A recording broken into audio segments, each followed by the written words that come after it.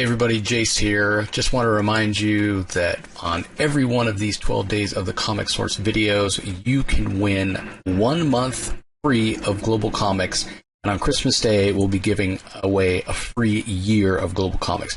All you have to do to enter is just go over to the YouTube channel and leave a comment on any particular episode that you've checked out. If you listen to it audio only, again, just head over to YouTube, do a search for the Comic Source. Leave a comment, and everybody who enters a comment for a particular video, I will select at random a person for that video to win the code to get a month of free Global Comics, which is the premier destination for digital comics. Got the best user interface I've ever seen for digital comics. You can read comics on your phone. Over 375,000 comics so far in the library. It's growing daily, so it doesn't cost you a thing to check it out. Again, just leave a comment on the YouTube video for any of the 12 days of the Comic Source YouTube videos, and you'll be entered to win. So hope everybody's having a really fun and enjoyable holiday season, and thanks for joining us for these 12 days of the Comic Source episodes.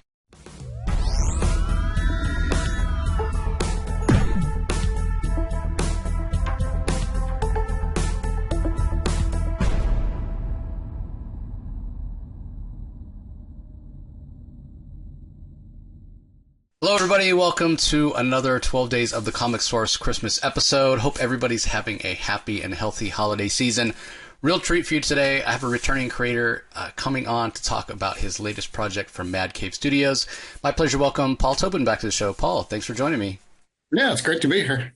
So everybody, if you were watching our independent spotlights on a regular basis, you saw us talk about String, issue number 1, which Rocky and I both really loved. Well, this coming Wednesday, in just a couple days, issue 2 is coming out, so we thought it would be a perfect time to have Paul come on. We can talk a little spoilery about what happened in issue 1 and tease issue 2. So let's start with giving the audience an idea of what String is about. Paul, give us your elevator pitch. String's about a young woman who kind of works with the police office to a certain degree. She has a strange ability to see two types of strings. One string is a blue string that connects people who have had some sort of sexual connection. And then there's the black strings, which connect murder victims and their murderers. So she kind of sees beneath the two dark sides or the two wonderful sides, depending on which one of the world.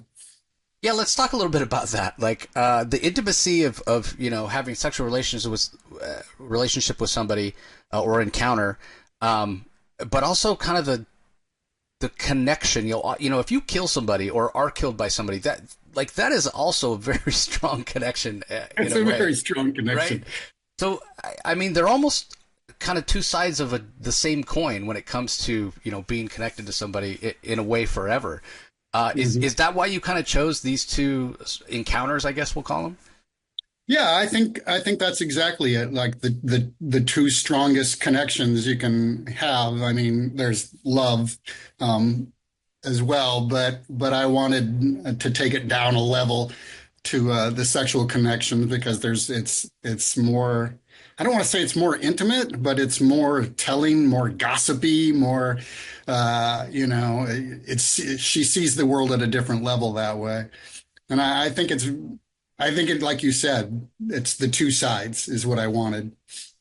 Yeah. And the other part of it is like the potential for story, right? Like when you have that physical connection with somebody, who knows what it could be? It could be a one night stand. It could be a long-term relationship. It could be, anywhere in between.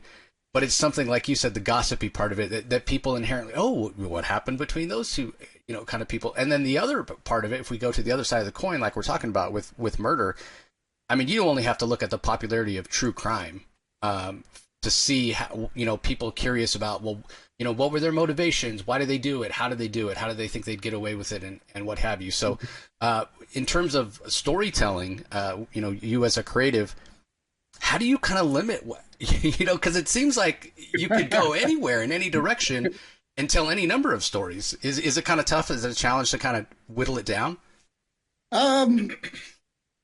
To a certain degree, but I mean, there's always that what interests me right now, who interests me right now. It's almost like when you're on the internet and you're like, oh, I'm gonna look at something and then, you were looking up how to bake an apple pie, and then 12 hours later, you wake up and you've spent the last day, looking at 11th century glass makers.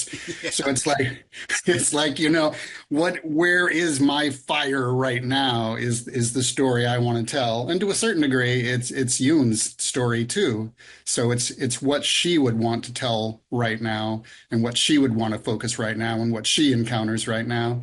And I think it's always fascinating. I mean, I think we've all been through like circumstances where you have a couple of friends, and you think they're both neat, and then someone else tells you, they've been seeing each other for about 6 months now, and you're like, what? I had no idea. How did I you miss that? know and I think that's interesting. And then even just the aspect of like, take that to a different level or a different direction. If you had a really close friend, and one day they showed up and they're just, hey, what's up? I brought some beers, and they have a black string connecting them. They've murdered someone, and it's like, what's going on? Where's the story there? And I think that's fascinating too. So yeah, like you say, it can go in so many directions. Yeah, and Yoon is such a, in a way, a strong character because, I mean, this is a lot of responsibility to put on her. And again, we don't want to spoil issue two, everybody, but there is a bit of a conversation she has with Luke, who's the police officer that she's sort of teamed up with, about the fact that in a way these strings are, specifically the black string, it's kind of telling the future. And when I read the first issue, it reminded me a little bit of Minority Report, that Tom Cruise movie Mm-hmm. um, that was based on a Philip K. Dick novel, where it's like, if it connects somebody who's going to murder somebody and you could catch them before, like it gets into some moral gray area that they haven't actually done the thing. So that's an interesting aspect as well. Was there any inspiration from any of those kind of any things that you drew from? Um, Not that I can remember right offhand. No, no particular inspiration. I just like the thought of her knowing a little bit of the future, and the black strings that are the future ones are very rare for her. Hmm. And that's sort of the spoiler. That's the catch of the first issue, is one appears on her. So the series is about knowing that she's going to either be murdered or murder someone in the next 24 hours, because that's about how far she can see black strings into the future whenever she can. Um, so it puts a real pressure on her to, you got 24 hours and you're either going to be killed or be killed, and she has to solve that mystery of what's going on. Yeah, it was really interesting too because you mentioned the cliffhanger of her seeing the black string on the final page of issue one, and it was so interesting because I didn't even stop for a second to think, oh, she's going to kill somebody. I just immediately thought, oh, someone's going to kill her. Like she's got a black string connector. Whereas my Mhm. podcast partner Rocky, like his first thing went to, oh, she's going to kill. Like we came at it from completely different perspectives, and I didn't Great. even Good think to about the know. fact it could go either way.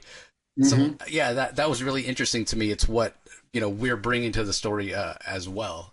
Uh, Hmm. you know, and then in issue two, right at the beginning, she's says like you said, yeah, I got 24 hours to figure this thing out. So um, she's a very interesting character, Korean American. How do you get her voice right, if that makes sense? Like, how much of you is in her? Is she a character that was sort of came to you fully formed, or did you have to kind of work at it? Because she does, having this power, like you said, she sees the world a little bit differently, and that's kind of reflected in the way she acts. She's kind of one of those people that really lives in the moment. Hmm. Yeah, and she's definitely an outsider, because people who know what she can do don't really want to be around her, Right. because all your secrets are revealed. Um, I don't know how much of my voice is in there. I mean, obviously a lot, because I wrote her. Um, but it's, character is sort of an amalgam of like some of the Korean horror movies I've watched, and a lot of the Korean manga, or I guess that's not the proper term, Korean comics that I've read, which I read a chunk of. I used to. Now I'm on Italian. Um, um, and I just think she's an amalgam of like a lot of the voices throughout. I can't, like, there's no like, oh, there's this one specific. She's just a whole bunch. If there's anything, then it's a little bit of an outsiderness feel that she has, where she really wants to like everyone, and does pretty much like everyone. But still they kind of push her away. And I feel that way sometimes myself on a personal level. I think, I don't think that's a rare feeling. Right. No, not I'm at not all. saying, oh, I'm so unique and that I want people to like me. Yeah, but it is interesting because it goes back to what I was saying, and you mentioned it before. She seems to be a very strong person to be able to have this ability and not have it kind of ruin her life or bring her down. She tends to try to be pretty positive, which is again very shows like strength of character. Because to your point, people kind of don't want to be around her. Which brings us to Luke, who's sort of new to the police force when he meets her, and it's a great scene in the first issue where she comes into the precinct and it's packed.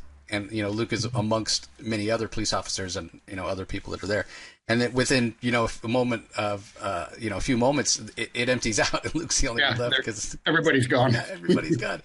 But he seems like a really fun character, right? A little bit of a POV, but he also calls Yoon on her crap. He's telling it like it is. She's trying to look at everything through rose-colored glasses. He's like, well, hold on a second. So how much fun is it to use Luke as kind of that? He's saying the things that we as readers maybe would say. Luke is really, like you say, almost the straight man. He's a they, or they're a they, they, them. I think that they really are confused by Yoon's power. As the story continues, you'll see Luke asking a lot. What's going on, and should I trust this? But I think they're a strong character too, because they need to define themselves as a young person in the police force. And man, that's not easy.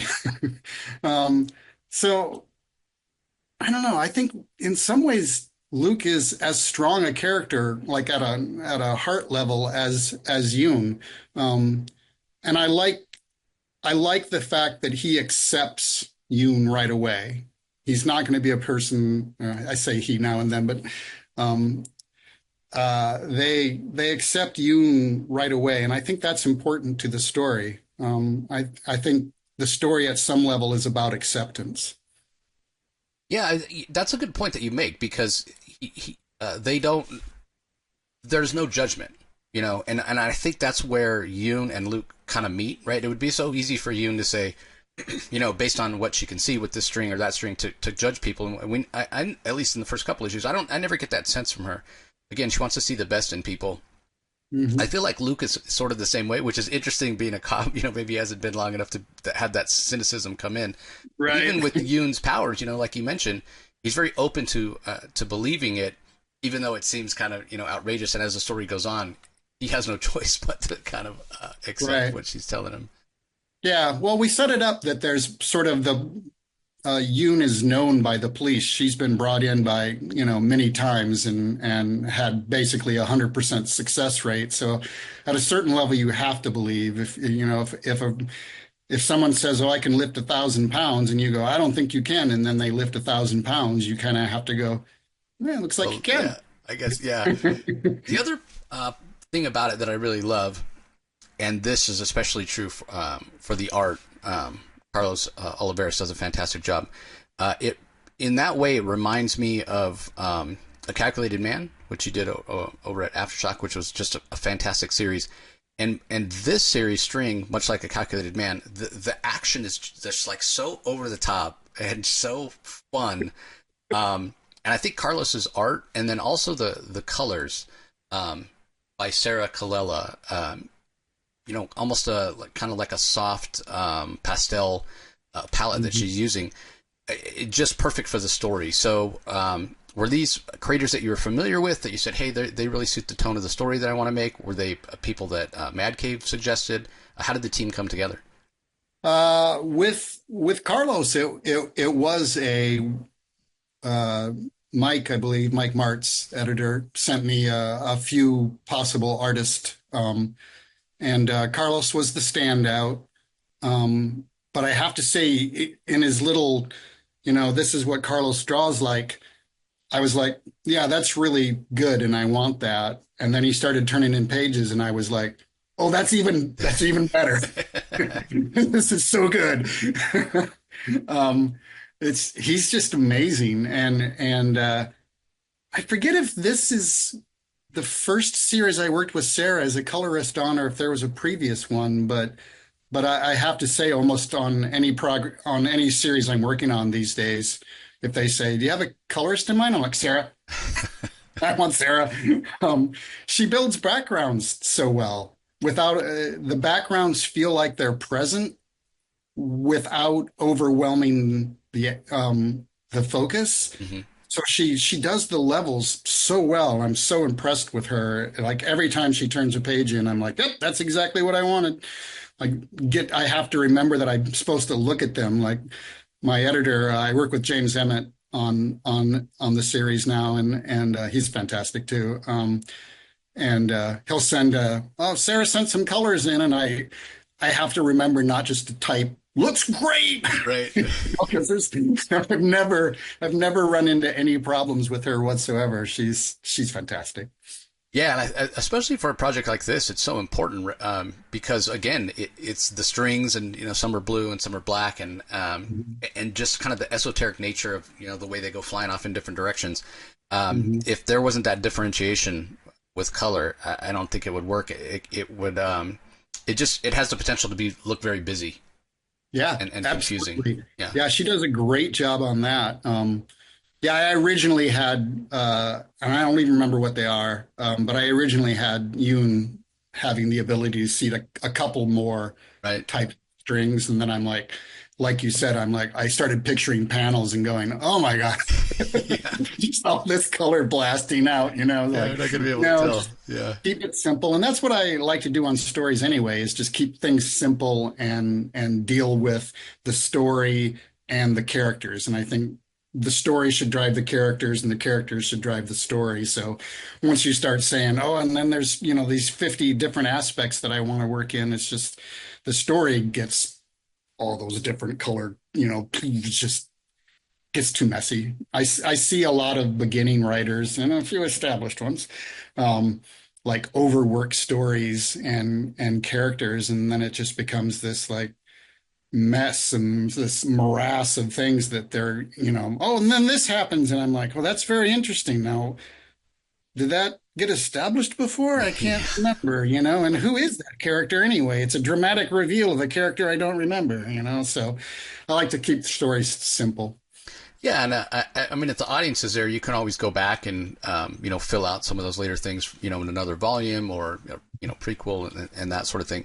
Well, you mentioned Mike Martz earlier, and I know Mike. He's one of the best editors working in comics in my mind, no doubt. So, I mentioned you having done Once Calculated Man over at Aftershock when Mike was there. He's over at Mad Cave now. What's the experience been like working with Mad Caves? They really seem like they're putting out some quality stuff. More and more, I'm finding myself picking up their titles. So creatively, from your perspective, what's it like working with them? Fantastic. It's been a little confusing to me because prior to working with Mike, first at Aftershock, I was used to I'll send a script in, 2 weeks later I'll get back notes, blah blah blah. But like the first time I sent Mike a script, it was like an hour later, and he sent back a whole bunch of like notes and things like real I have looked at this, Hmm. notes of good changes, a little weak point here, this didn't get established and things like that. And so quickly that it's almost I mean, it's fantastic to get notes back that quickly, but it's also a little depressing because you're like, one of the great joys of being a creator is hitting that send, and it's like, Right. boom, and I am done with this for now. And Right. then to get, sent right back to you, you're like, it's still the same day and I'm back on it. But he's been great. He's a little busy now with like some of the expansion that Mad Cave is doing, which is Right. really cool. They're really doing Yeah. a lot of stuff. So I'm working primarily with James Emmett, and he's been just as delightful. He gets things back quickly, and man, he sees things that I don't on a whole bunch of different levels. So he's been fantastic too. And like you say, like Mad Cave has so many good books right now. And it's like when Mike first asked me to pitch some ideas, I'm like, well, where's the focus? Where's the Mad Cave focus? And he said, there's no Mad Cave focus other than make it a good book. Yeah. And I like that. There's no, I don't need to worry about what the story is about as long as it's a good story. It can be horror, it can be romance, it can be like this weird detective thing that I've got going on, String. Carlos and I are working on another book now that I can't give any spoilers on whatsoever, but I will say that when they greenlit it, I went, "What? What? You're actually willing to do this?" They're like, "Yeah, this is cool," and I'm like, "All right."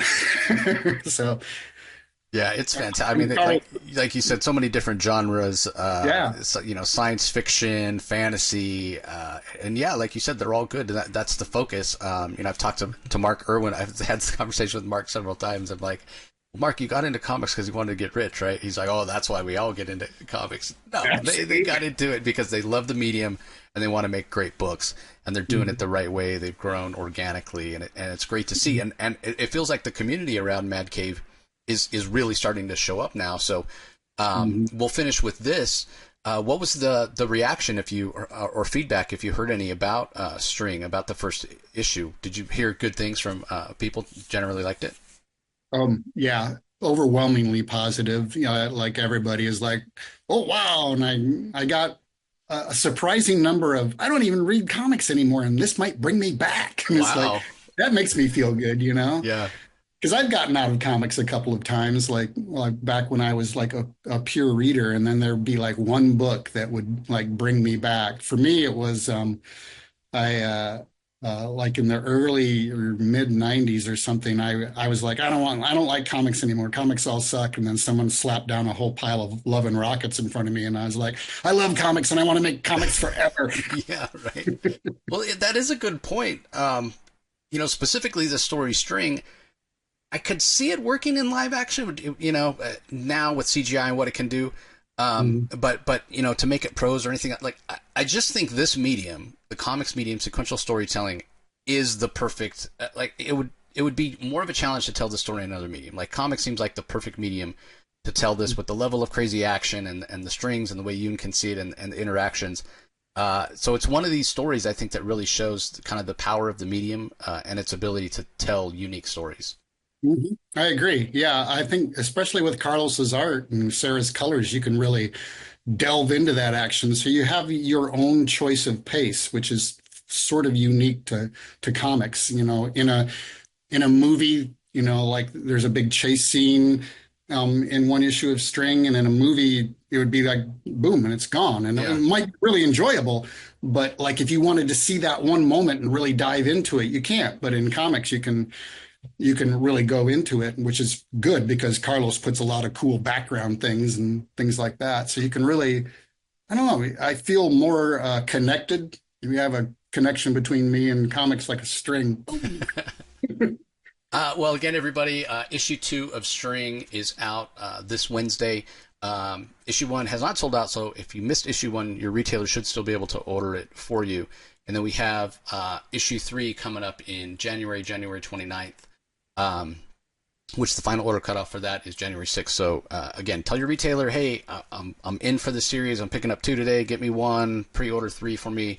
You can really help out Mad Cave and help out Paul in that way. And is it just 3 issues, Paul, or is it a little longer than that? 5 issues Five. total. Okay. Yeah. So again, everybody, let your retailer know. We know how crowded the comic racks are these days. Mhm. And, it's not the biggest title. So if you want to be sure not to miss a chapter, best thing to do is just pre-order and let your comic shop know. So as we're winding down here, Paul, anything else you want to share with the audience? Uh, I'll add, like, I really appreciate you talking about, pre-order it and grab it from your retailer. Please do that with all your favorite titles, not just mine. Exactly. I'm a writer now, and I was a comic shop. I ran a comic shop for, like 15 years. That helps so much. Please be vocal about your books. It really does help. Yeah, the more they hear people talking about a book, that's how they'll decide, hey, I got so many people asking for this. Maybe I do order another copy or two for the shelf, because a lot of times they're just ordering what's pre-ordered. So, uh, Mhm. Paul, I hope you have a really healthy and happy holiday season. Thanks so much for joining me. Love the title. Can't wait to see where it goes next. Thank you so much, and I hope you have a great holiday too. I appreciate that. And on the behalf of Paul and myself, we want to wish you all out there, whether you're joining us on YouTube or the audio only feed, a healthy and happy holiday season as well. We really appreciate you taking the time, everybody, and we'll talk to you next time.